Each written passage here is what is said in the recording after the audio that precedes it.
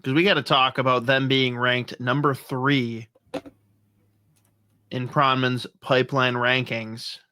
And we've got to talk about their schedule leading up to the ever important U.S. Thanksgiving. Thanks, Isha.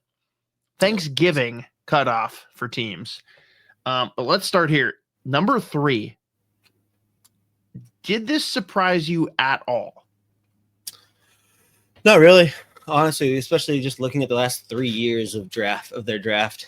I guess for me, it makes sense because it's Pronman, but also like we've been a big fan of their pool for a while. I guess I was just like, it was jarring for me to be like, oh shit, like other people think this too. It like caught me for a second. I figured they'd be like in the 5 to 7 range, but I didn't think there was a chance. They don't deserve it. I didn't think there'd be a chance that they're gonna be outside the top 5. Okay. You could have told me that they were in any order between like Mammoth, Ducks, Canadians. I would have been like, yeah, whatever order you end up with them. And you know what? I take it back. I should caveat this with the fact that I keep on like going back and forth between whether it's guys in the NHL or not, and he's just got the age cut off. And their top 2 guys are Genther and Cooley, Dylan Genther and Logan Cooley, 2 of the best young players in the NHL. Am I correct? Does he have that backwards? Probably long term, yeah. Don't hesitate. Just say it with confidence. Yes. Yeah, what an idiot. But yeah, because of that alone, I'm like, damn it, never mind. That makes sense. Yeah. But I mean, let's just talk. We already did your personal top 10 for guys that are remaining as Calder eligibles, right? Mm-hmm. Talk me through their pool, though, and I am actually going to step away real quick to pee while you lead off with how much we love Caleb Desnoyers, but also I've got an interesting like switcheroo in a recent draft here that I think would actually benefit both teams involved. Okay. But start with Desnoyers, and actually I want Desnoyers and Simashev because you are... I'm probably going to be going. I think you're on the Mount Rushmore. You're probably like the second guy on the Mount Rushmore, if I had to guess, of guys that loved Simashev in his draft year. And the second they got him, you're like, oh, fuck. Yeah, I like that. Mm-hmm. I get it. I can think of a bunch. Whatever. Yeah, it's okay. Move on. Yeah. Well, I can start going here. Yeah, it is brutal. So Caleb Desnoyers slots in at 3rd on this list. Actually, I'll just rattle off the list.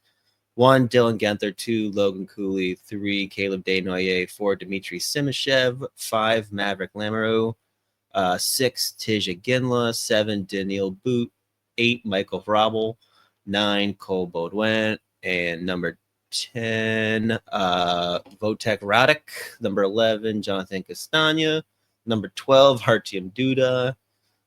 13, Yegor Borikov. 14, Gabe Smith. 15, Max Seneca. 16, Thomas Lavoie. 17, Stephen Hoch. 18, Vadim Moroz. And so that's Pronman's list of guys that are projected to be NHL players / impact NHL players.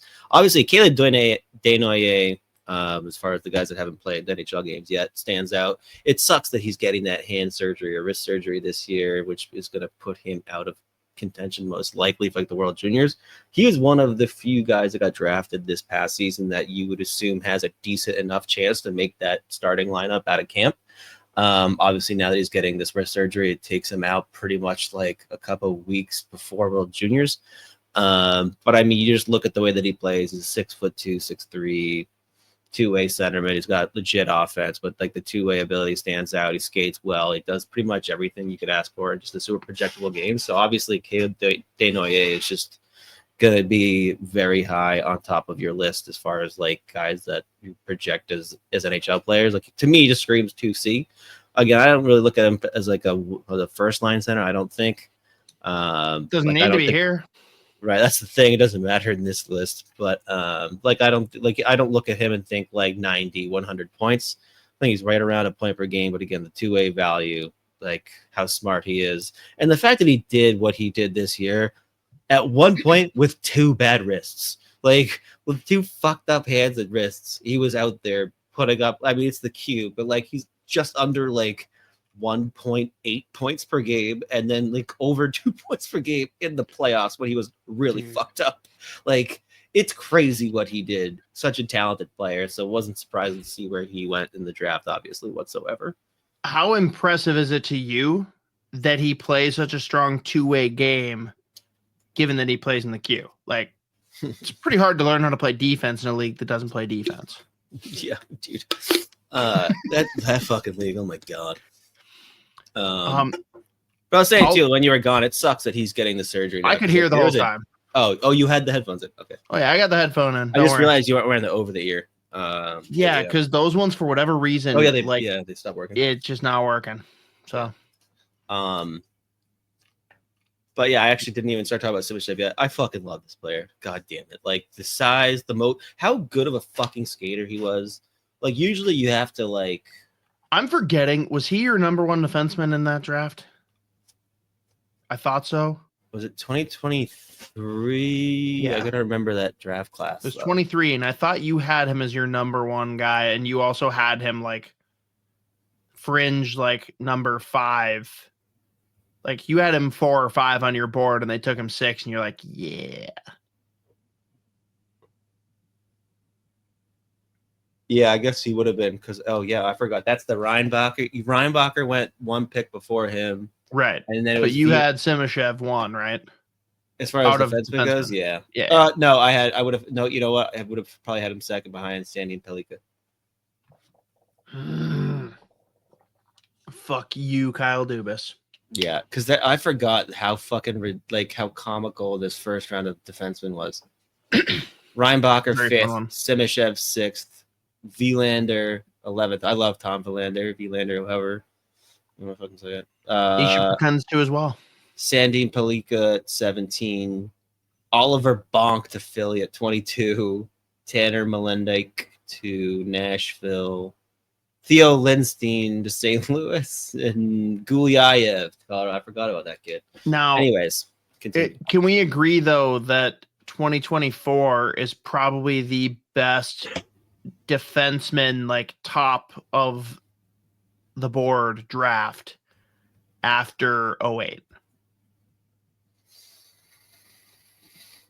And if you don't remember 08, that's okay, because I just threw that at you, but that one always sticks in my mind. So it was like Lev Shunov, Yakimchuk, Parekh, Salayev, Dickinson, Buyum. Yeah, probably as far as like the top end of that draft goes, like Yurashek was, I think that was the same draft. Stolberg, EJ Emery, Ben Danford, Badinka. And for me, 08 stands out. Do you know that one off the top of your head or no? That would have been fucking, hold on. I'm trying to remember. It's not intended as a quiz either. Was that Doughty's draft year? That was Doughty's year. So Stamkos 1, and then it was insane. 4 defensemen in a row from 2 to 5. I forgot Bogosian went 3rd. Bogosian was 3. I forgot about that. Yes. So it was Doughty, Bogosian, Pietrangelo, Shen, if I remember correctly. Yeah. Yeah. Which was just wild because like no one really knew. Like outside of Doughty probably being the top one, the other 3 you could have thrown in a blender and no one knew. Yeah, I mean, I think realistically too, I think 24 is just that's a thick group. Even with Doughty and Pietrangelo in the 08 group, like I think in totality, 2024 is going to blow that shit out of the water. And yes, Cole Doughty is that fucking old. Now, I do have to say, let's go to that 2024 draft. Here is my reversal, and this is going to sound weird, and it is specific to our Utah Mammoth. That's right. Would it not do both teams a positive service to swap Tija Ginla for Zane Parekh? Oh, well, I mean, yeah. I remember we were all going nuts. We were like, come on, let it happen. Doesn't happen. Right, but the Calgary side of this is obvious, but what is the one thing missing from this pool and current roster? They need that true PP1 quarterback, guy with all of the offensive skill in the world on the blue line. I think Zane Parekh fits that bill to a T. And granted, based on your board, and thank God for the Minnesota Wild, it wouldn't have been Bouillon in this scenario, but like Bouillon is the guy you would have picked. But Zane Parekh also very much fits that bill.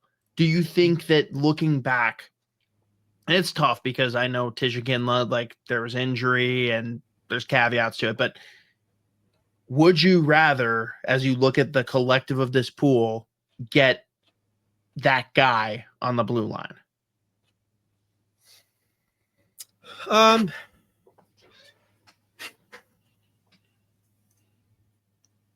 Maybe.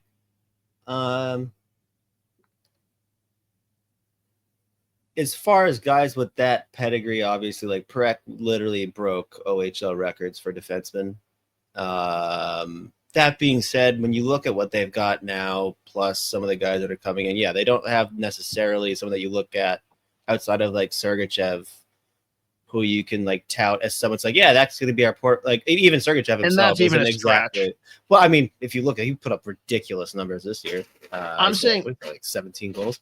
Do you think he is a true power play quarter? Like he can put up offensive numbers, but I still question whether he's the guy that you want when you're truly contending to be the guy that runs your power play. Yeah, I mean, probably not. Yeah, I don't know. But like the thing with Parekh is like he's got that pedigree. There are a lot of question marks about like, is he going to be able to hit the NH? I think he will. I think he might. He's got a good chance to make this team this year. So yeah, I mean, like, yeah, sure. On paper, sure. And that's not to shit on Tijagin. Like again, it's more just like for both teams, it felt like maybe that swap makes sense. Yeah. Oh, that's the other thing too. It's like, well, after Zane Parekh, like who do they have quarterbacking for them? That's another question too. So that you have to factor that in. Yeah, but it's again, so they say yes immediately. They're like, yeah, it doesn't matter. We'll play him. Do you know who their GM is? Do you know? Do you know who he does Sunday brunch with? Yeah. Yeah. I hope Tij is back to full health this year too. That'd be nice. So he barely played any hockey last year, and his numbers were really good when he was playing, but obviously he gets hurt. Yeah. Anyone else in this pool that you feel warrants extended discussion beyond what we did in your top 10 list about a month ago?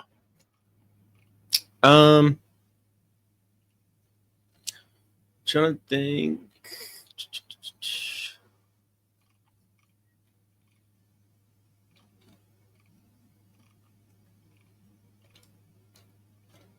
I don't think I think we mentioned briefly a kid like Thomas Lavoie.